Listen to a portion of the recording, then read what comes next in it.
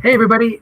Back with part two of the 2022 Autumn Wind expansion draft. Now, we did the first 30 picks. Then I had to play a playoff game in the Retro IFL League.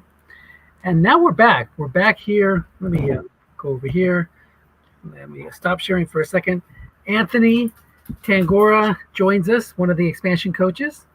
The And we're Atlanta going to talk about Falcons. your draft.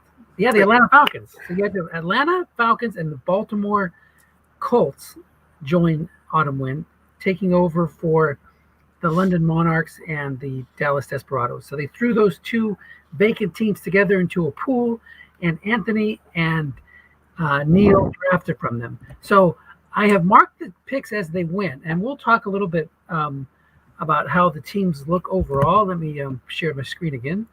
But first of all, you lost the coin flip or whatever it was to determine who picked first. But I think you might be pretty happy if you knew ahead of time that his first pick was Teddy Bridgewater. Yeah. I had Bridgewater ultimately. I don't mind sharing some of this stuff at least. I had him as high, I think at one point as 9, but he ended up dropping to 34. Yeah, and you can see why he would have dropped when you're talking about an expansion draft. You're talking about building for the future, typically. Although there's a lot of talent in this pool, Bridgewater currently doesn't have a starting job, backing up in Miami. That doesn't mean he won't resurface and be a starter somewhere. But it was obvious when he made that first pick that Neil was going for immediate value, looking to build a playoff team. Do you agree? Oh yeah. And that was a really nice signal to start because that just allowed me to knowing that, allowed me to maybe wait a little longer on draft picks and still get them. Right. So that was a nice signal to start it off to sort of lay that line in the sand. Okay, I know the thought process. So and it sort of played out that way, didn't it? It It kept on did. going. It kept on going. Yeah. Yeah, it was a very yeah. You can tell he was looking for cards that were valuable right now, players that were valuable right now. Um, I don't have the pick. Let me explain really quick on the spreadsheet what you're seeing. The ones that are bolded and in maroon are Baltimore's picks. The ones that are highlighted in blue are Atlanta's picks. And as you can see, the way this players were laid out: offense on top, defense in the bottom. A ton of offensive players were selected early by the Colts, and a ton of defensive players were selected early by the Falcons. It's like you guys.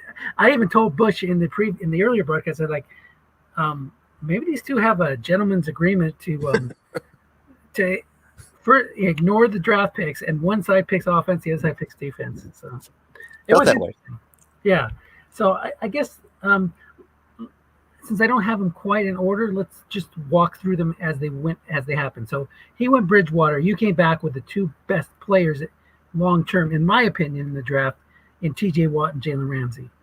Yeah, I obviously was not expecting them both to be there. So those guys can, if I move them a year from now, I can feel reasonably secure that they'll have top flight value. Reasonably secure. You say that, and one injury happens, and it all blows up. But obviously, really good for this year, and you can't get better for this year, and likely a lot of value going forward. Yeah, I think you're looking at multiple sixes for Ramsey. Watt looks to be the best pass rusher in the league for the next few years. So yeah, very very good picks and a nice solid foundation for your team on defense. Then Neil comes back with Tyreek Hill and Damian Harris. Again, that just solidified to me. We all know in strat the quarterbacks and halfbacks are overvalued from a singular player perspective. In the NFL, you have a team of 52 or 53 or whatever it is, 48 on game day. But in strat, that quarterback and that halfbacks could be involved on just about every play. Yeah. And I obviously was looking at Harris pretty closely. Tyreek I had down a ways. because of age, or because of just don't know what's going to happen in Miami. I had DJ Moore ahead of him, for example. nice. When looking at it, I was kind of surprised at DJ Moore's age. I mean, I would have absolutely reached for DJ Moore if he was around. He's 25. He just turned 25. DJ Right. Moore. That's Right. pretty surprising given how well he's done in the league. So if he was there, I would have certainly grabbed him in one of these next few picks. But you'll get to it in a second. Neil took him fast, but I mentioned him now in the context of Tyreek Hill, Right. because I would have passed on Hill to take Moore. That was my view on it. So he goes first 3 offense, first 4 offense, first 5 offense, and you same thing, 6 defensive players in a row. So you came back with a 6 defensive end in Christian Wilkins, a 5-6 strong safety in Jordan Fuller. Then you got DJ Jones and a 5 cornerback in Chidobe Owize. How do you say that? I just read it. I don't say it.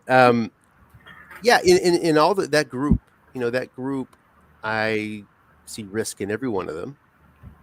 None of them are ranked higher than 10 at their position by PFF. No, actually, 12. Wilkins is 12.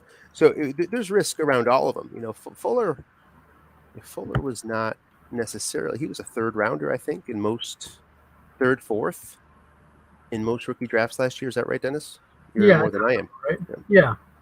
And he has an issue of perhaps being tagged too much to the run. I think those of us that have him, and I have him in Frozen Tundra, were surprised to see the 5 pass. Right. And happy to get it, but I don't think we're going to be counting on that forever.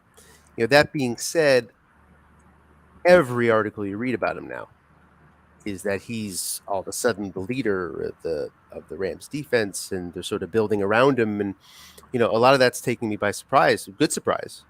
But I initially had him down sort of top 20-ish, but after reading the preseason headlines, moved him up. He's seems to be in really good favor in LA. And, you just don't know what's going to happen with the Rams either. I think the Rams overall are kind of risky. The team could be broken up any time now. Maybe you get another season, they have cap problems, and you don't know what's going to happen. But certainly very good now, certainly very young. There's enough ingredients there to take him when I did, I thought. But there's risk around that whole group.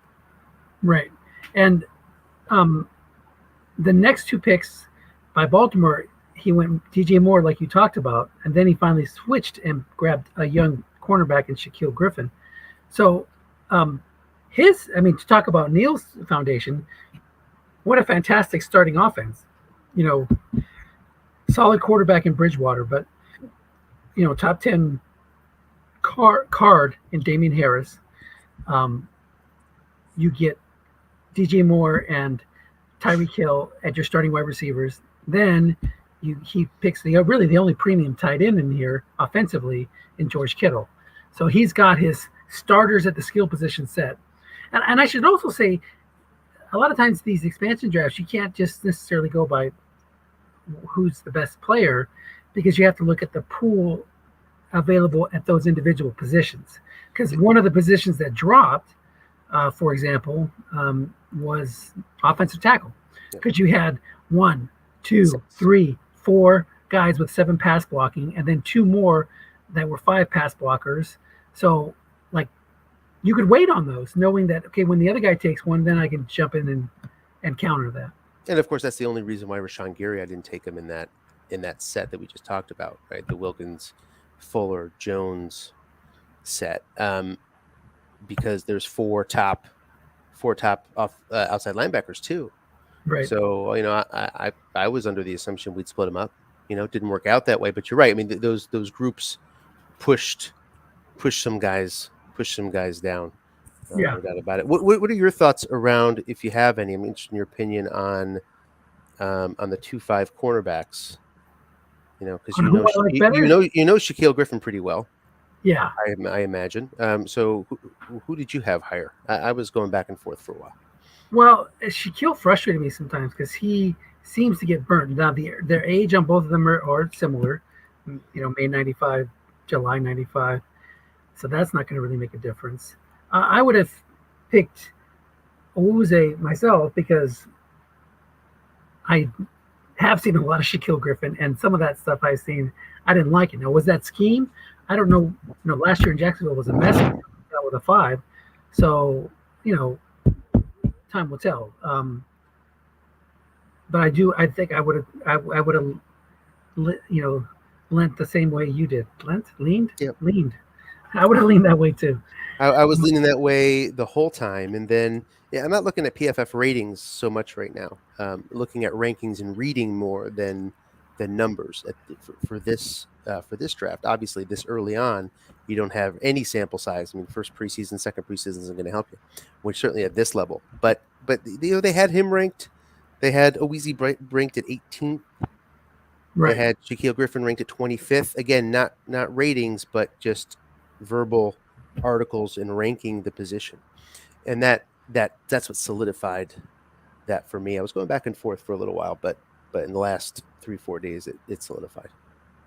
Okay, so this is you'll listen to the part 1 I did earlier. So after he picked Griffin for his second pick after Moore, you went with Matt Milano and then 115. I was screaming into the microphone at Butch, who joined me on that first part, like, what is going on? Do they not realize they can select draft picks?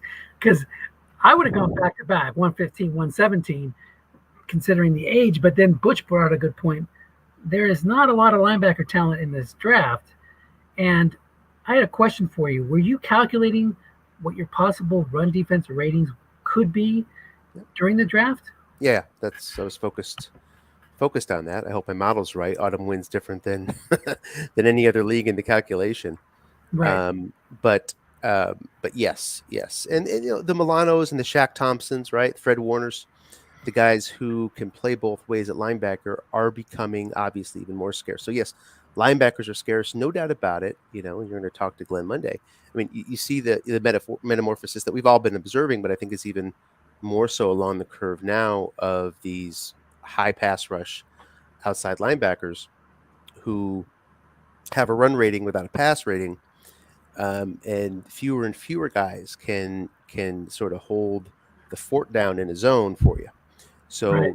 Milano's a bit of a unicorn, right? I mean, Shaq Thompson and the 3 that I mentioned come to mind, right? There might be one more, I forget. But there's not many. So you're not going to get that sort of value at 15. That being said, I know I need offensive talent at this point. It's been established. I could have reached for Mayfield at this point, but I did not think he'd get Mayfield and Bridgewater. Obviously, the 2 offensive guys I was eyeing was the one I already mentioned, which is DJ Moore and Baker Mayfield. Those are really the 2. Damian Harris, I'm interested in too. He's on some soft ground there. Is he going to get traded? Is he not? But those 2 guys were definitely at the top, and I decided to go for 15 and get the flexibility instead of go for Mayfield there. I don't know if that's going to turn out to be the right pick or not. Well, you had another chance, because after you picked 15, he came back and saw that he wanted a first round pick too. So he picked 1.17. Then he picked Devin White, inside linebacker, hoping for a bounce back in his rating. So you had another chance to go with Mayfield, but you went Connor Williams and Rashaan Gary. Rashaan Gary being your 3rd outside linebacker. Yeah, didn't think he'd be going Mayfield anytime soon. Got it. So then he comes back with Colton Miller and Rashad Penny. So you had another bite at the apple. Pick Jordan Brooks, which I love. He's going to be great as a replacement for Bobby Wagner. You can trade him to me next year. and then you came back with another draft pick. So then, Baker's like in the green room going, what the heck's going on? He picks another cornerback. You guys come back with, he picks another second round pick. He picked a second round pick and then a cornerback. Then you come back with 2 more second round picks. And by the way, kudos to Tom Cook and John Baldwin for having so many second round picks. There was like 5 second round picks in this draft pool. 5 or 6, I can't remember. So we're getting down there. He gets the last second round pick, picks strong safety. Now this is where I thought, okay, this is a good spot for him. This is a good spot for the quarterback. but you kept going on defense, maybe trying to hit those thresholds to get good. What do you have? What did you wind up with? Good? I think it's good because of Kevin King. Nice. But with So we'll take a look to make sure. Okay, yeah, we can add that up. So you get Jaron Reed. Is he a 4 this year in the set? Yeah, Reed is a 4-4. Yeah. So I'm trying to build a 3-4D eventually, right? Right. And yeah, you did take some nose tackles later on. DJ Jones is moving to nose. Right. And then you've got another. So Austin just Johnson. loaded up with a couple few there. Mark, the Cowboys coach, had projected Austin Johnson, the Giants nose tackle, for a 5. He got dinged with a 3, but if that comes through, or DJ Jones keeps his 5 at nose tackle, that's a nice base, especially when Jordan Brooks moves inside next year. Yes, yeah, and that's why I took him. Right? Was well, do you want Devin White, right, or do you want Jordan? It's that was a tough choice in terms of inside linebacker. I'm interested in your opinion between those two. You pick up the 6 now. If I have all these other linebackers, of course, so it doesn't matter that much for me. But between those two, who are you taking? Between Jordan Brooks and who? Devin White. Oh, Devin White. White. Didn't he have like a 6'5" for a couple of years? Yeah. So, and, he seems to be well. I had him rated highly too. I like that pick. I like that pick by Neil a lot. But at that point, with him out of there, Brooks became a priority for me. Got it. Knowing he needed outside linebackers, so he was going to take it even on that basis, and I was going to be left with no ILBs trying to build a 3-4. Right. Yeah, and you did wind up picking Rashaan Evans up later on, which I think is another candidate for a bounce back if he gets his act together, because he went from consistent rankings to nothing last year as he lost his starting job. I'm not sure if that was play related or injury related or what, but that's something that is, that could change around really quick either way. So then back to as we're going through this, then he takes a defensive end, Lawson, who's a 5, one of the last 5s remaining. Last 5. He probably got a, I'm sure Neil will share with me who I could have gotten much later, but I wasn't going to go near Shaq for a good long time. I had my thoughts around DEs were set. Lawson is backing up now. Wherever he is, he's backing up. So it was unlikely. Lots of 4-5s in here. And I know you did pick up Dante Fowler later on, too. So Flyer. That was that was a good pick, I thought, late in the draft. So then he goes Lawson and Tyron Smith, which I think, like we talked about, such a deep pool. So he had taken Colton Miller already. So he came back with Tyron Smith. So he had an old 7, and then a young 7 pass blocker. So for what it's worth, I think Tyron has a few good cards left in him at least. So as long as he's healthy, he should be in good shape. That's a good pick. Yeah, and then you hammered the picks again. So 2 third-round picks. I love this. If we look at just the pick section, you have a chance to be really young because you have 1, 2, 3, 4, 5, 6, 7, 8. 9, 10 picks in the first 6 rounds. Count those up right? So 10 picks, 9 picks in the first 5. You have almost a whole draft's worth in the first 5 rounds of the draft. That's going to be exciting. You're going to be able to fill a lot of holes. But again, I guess you're probably not worried about filling holes. You're just worried about getting the best player available. Yeah, for this year especially, and the thought is I like Damian Harris a lot. He was down below Moore and down below Moore Mayfield, but we can all think of 4th, 5th round halfbacks we've picked up over the years, right? Who were very productive. You don't have to stretch typically to fill a hole at halfback. It's getting harder these days, not quite the way it was even 10 years ago, right? But you still can fill out a decent, if you're just looking at this year's cards, you need to fill a hole. Right. Halfback and wide receiver at 2 spots, you can do that usually.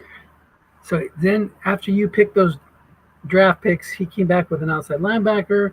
Then he took a guard. Then you got another pick, and then you got a strong offensive tackle on Trent Brown, which he's heading back to New England. He's always done well there, so I like that pick a lot.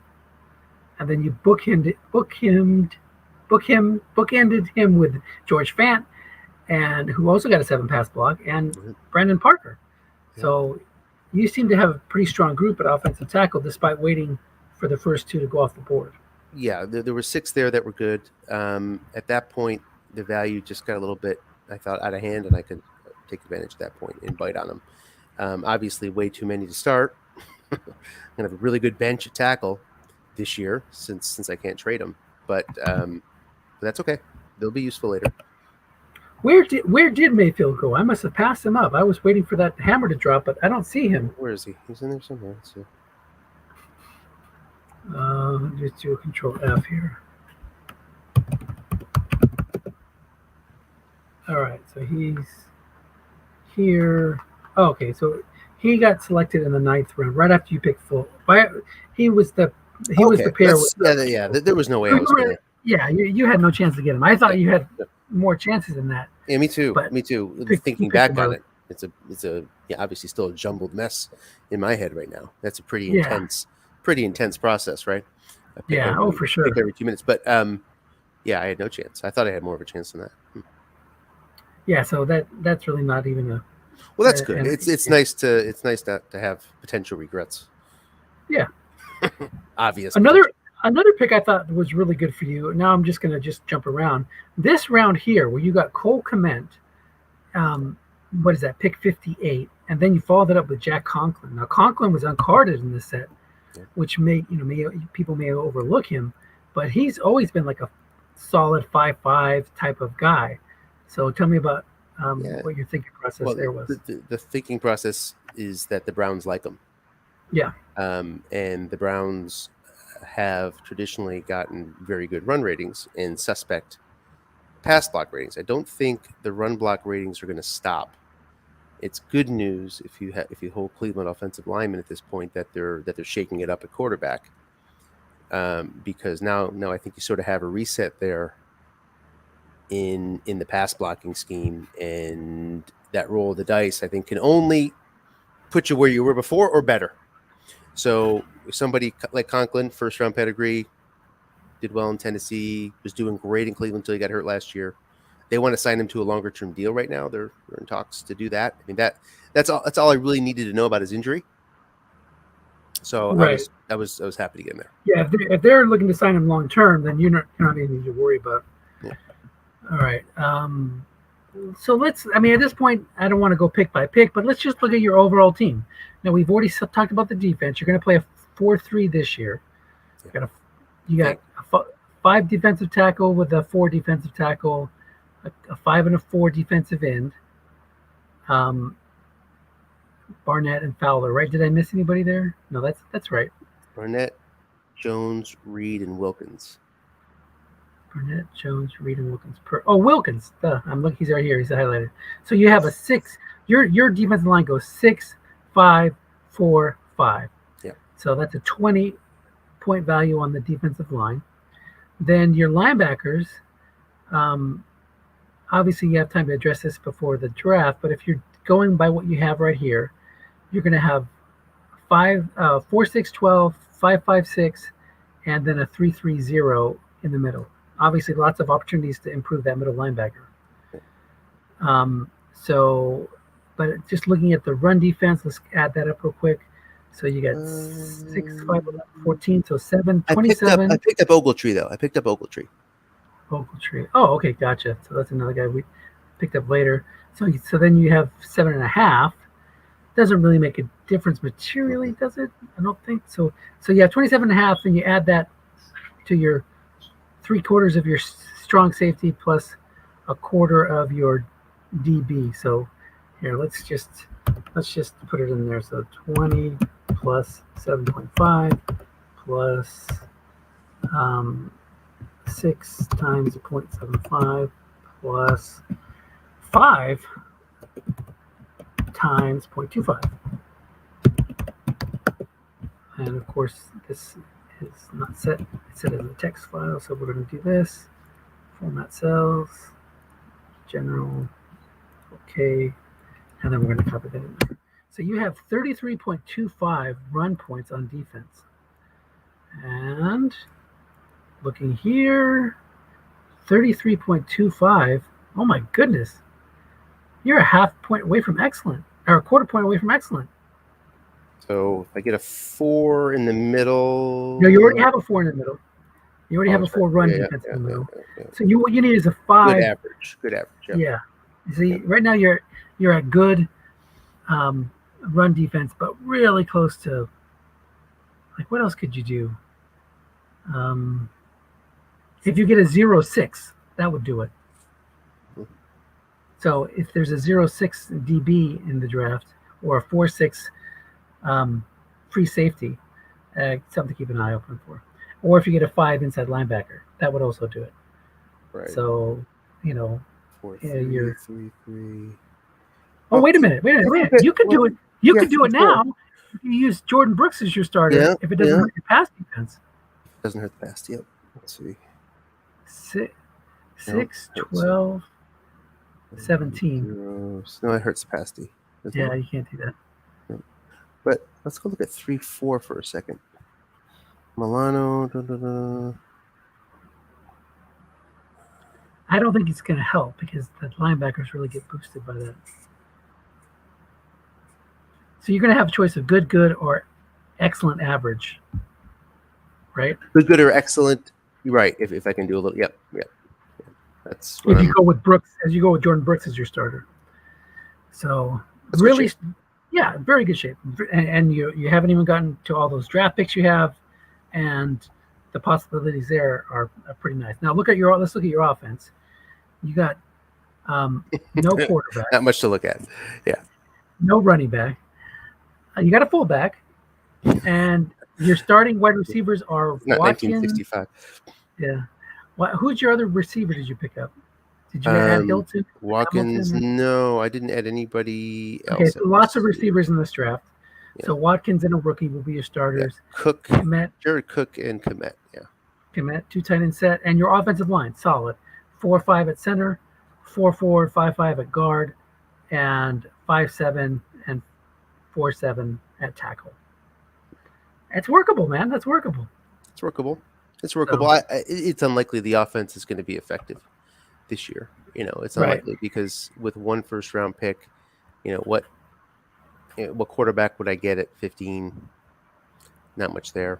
Davis Mills. And are you going to stretch at 15 for Mills? No, probably not. But it's possible to get him in the second. But do I want to wait around to the second? I don't know. Right.